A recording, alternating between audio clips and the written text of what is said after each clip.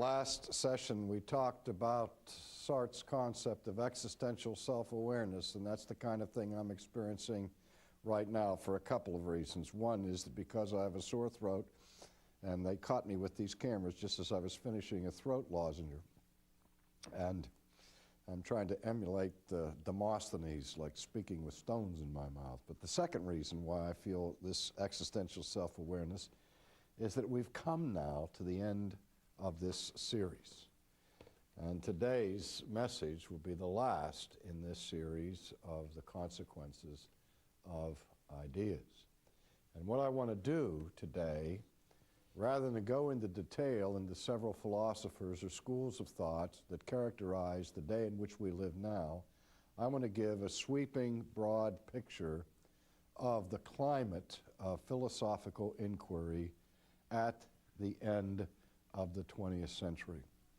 There are many schools of thought competing for acceptance in our day, but they have several things in common, and all of them, in one sense, can be traced back to a movement that was a post-Kantian movement of the 19th century, introduced by a philosopher by the name of Auguste Comte, and it was the school known as positivism.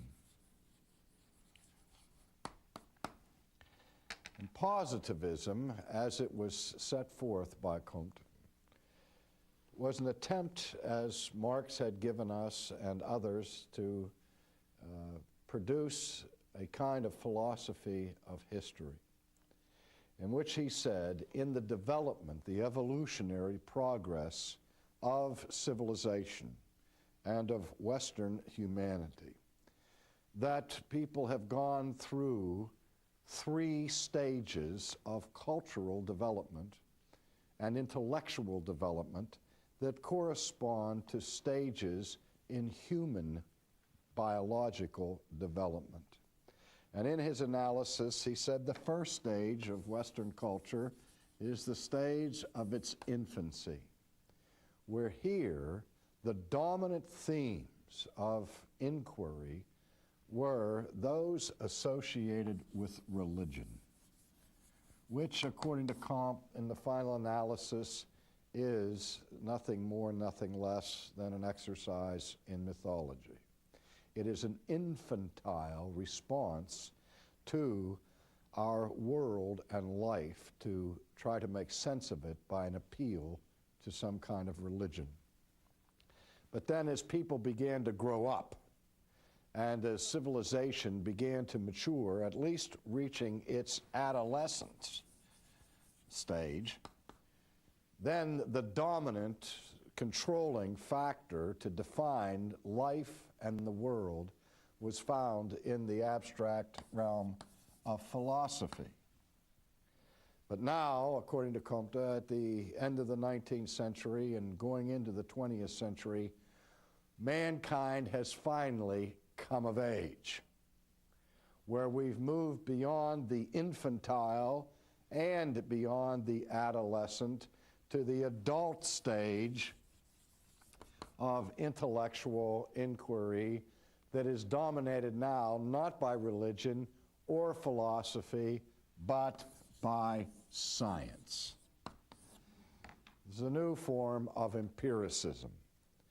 And so positivism, as it moved into the 20th century, and as was developed particularly by British thinkers such as A.J. Ayer and Anthony Flew, developed the concept of a scientific approach to reality by which they came to the conclusion that no propositions are meaningful unless they can be verified empirically.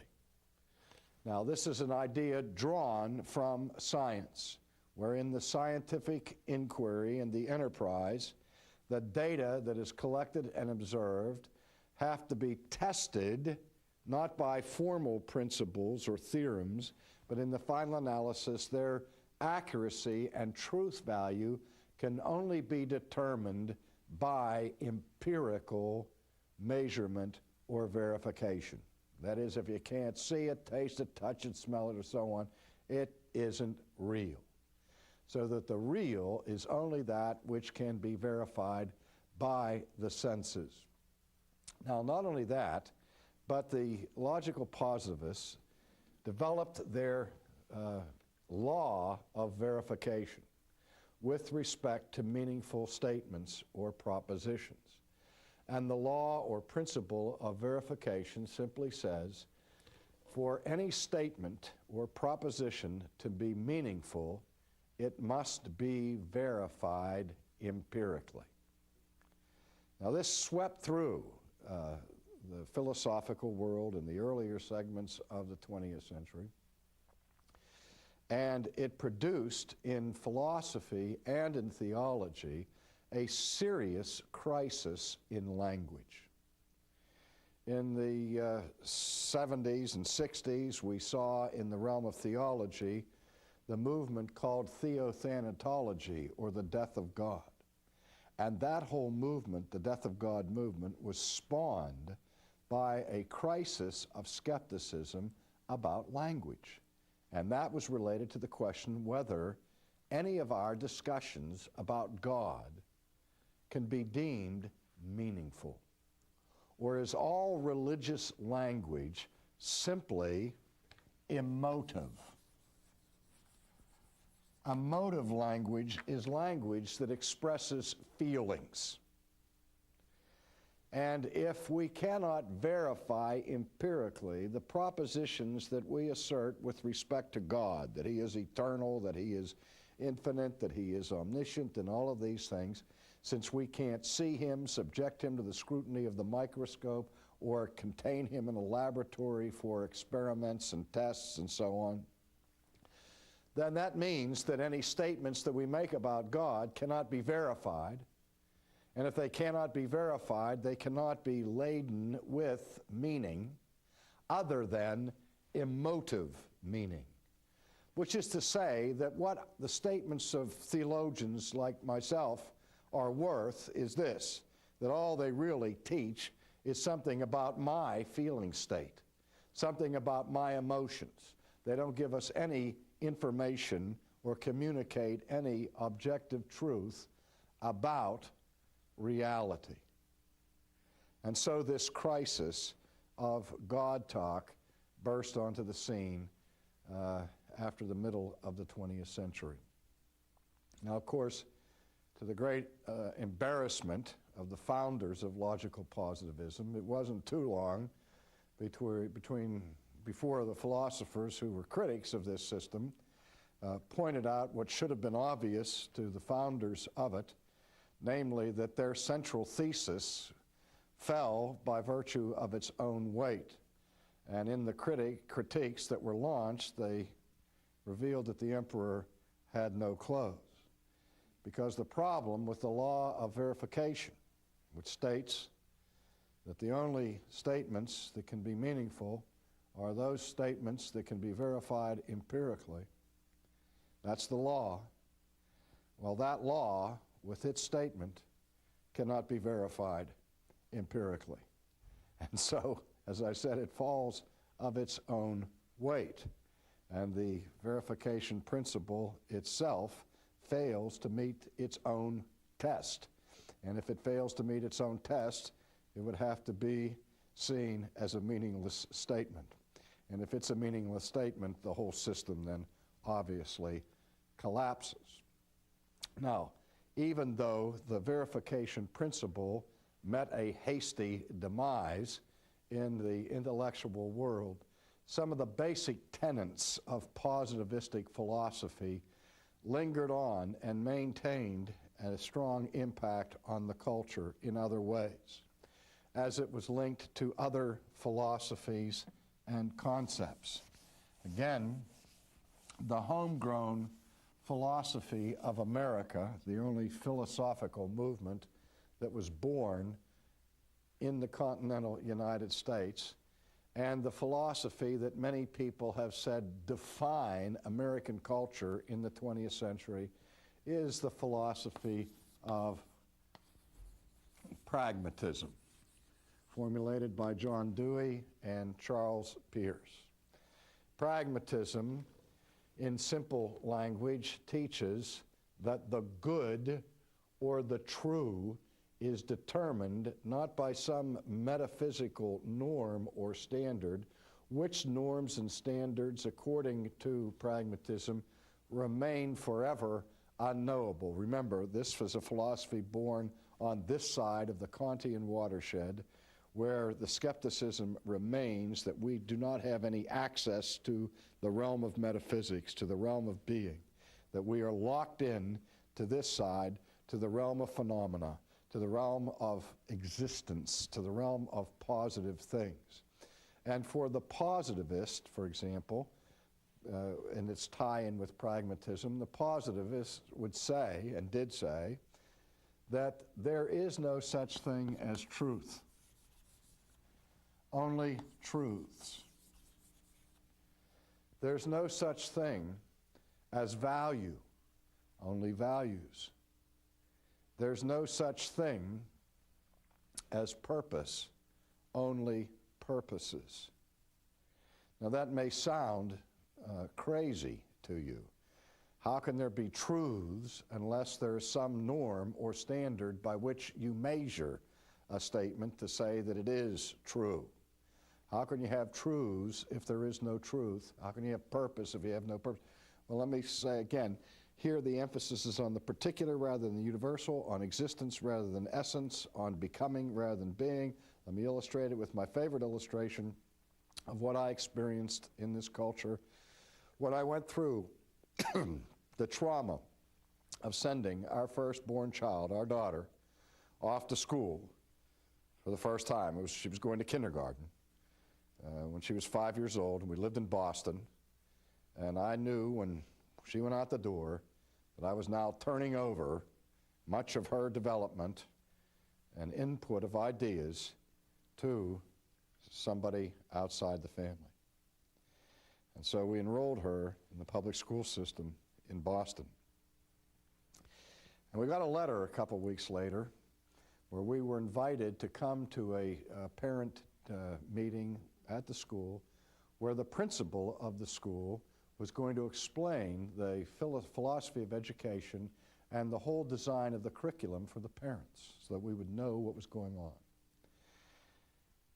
And so we went, and this man began his speech by saying that you parents, I know, are concerned about what your children are learning, particularly those in kindergarten and the earlier grades.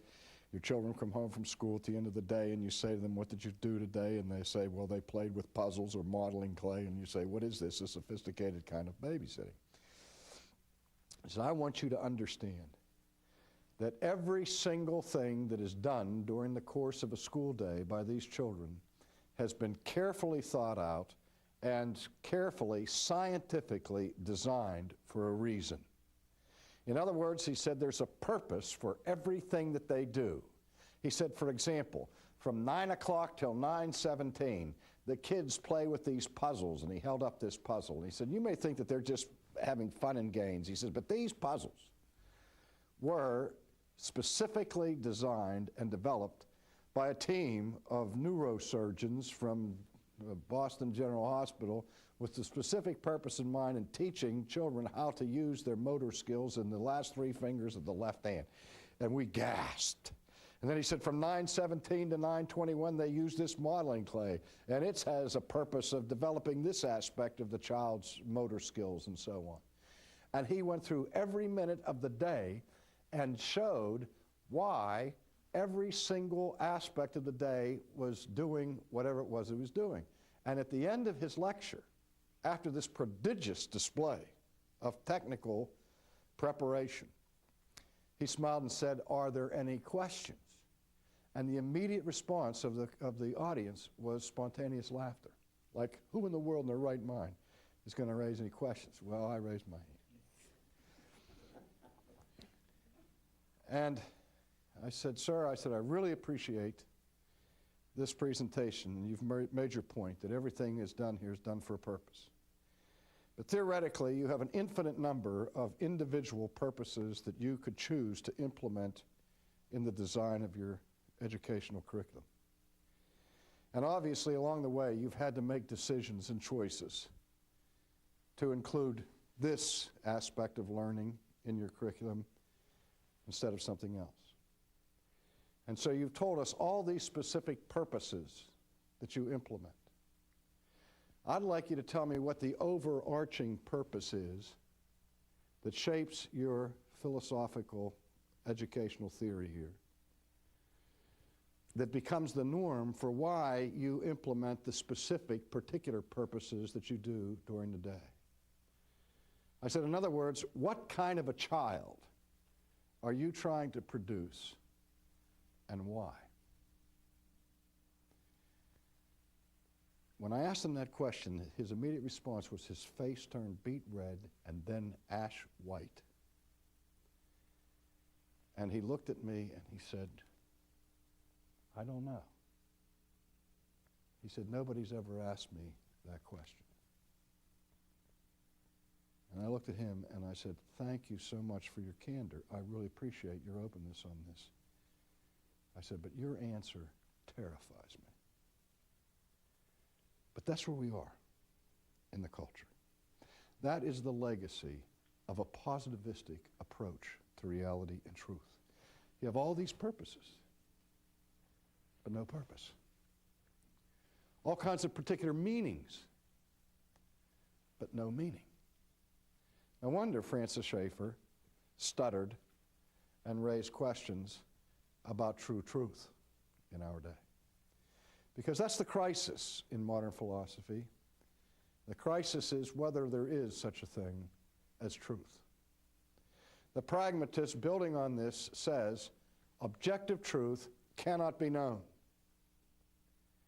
And you determine the true and the good and the purposive by one standard. Does it work?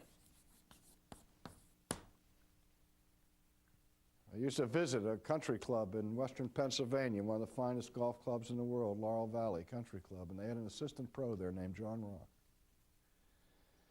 And when I would walk into the pro shop, John Rock would look at me and he would never say to me, "Hi, RC, how are you?" His standard greeting that he gave every time I walked in the door was this: "Does it work?" And I would say, "Yes." And he would say, "Then use it." He was the quintessential pragmatic golf instructor. He didn't care about the theory. He didn't care about the form. He wants to know, does it work? If it works, use it. That's the philosophy of pragmatism, where truth and goodness are determined by what works. If you have a problem, you solve it now. If your workable solution creates two new problems, you solve those. And if those solutions create each two more exponentially, you just keep chasing them down and solve them one at a time. That's the American way. The difficult takes, we can do immediately. The impossible will take a little longer. But nevertheless, the American spirit is the spirit of pragmatism. We can make it work. The problem with this, however, of being practical or pragmatic, is how do you know if it works ultimately? Pragmatism is really not all that new. Pragmatism is concerned with short-term solutions and refuses to think subspecies aeternitatis, from the perspective of the infinite. It came sharply under the critique of Jesus of Nazareth, who said, what profit a man if he gains the whole world and he loses his own soul? Or what can a man give in exchange for his soul? What Jesus was saying at that point is, if you wanted to work your life on the basis of what works, you better ask yourself what works ultimately. Because it may work well enough to gain you the whole world, but if it costs you your soul, it doesn't work. And it's not good, and it's not true. But that's part of the climate of our culture in terms of pragmatism. It has other things that go along with it: pluralism and relativism.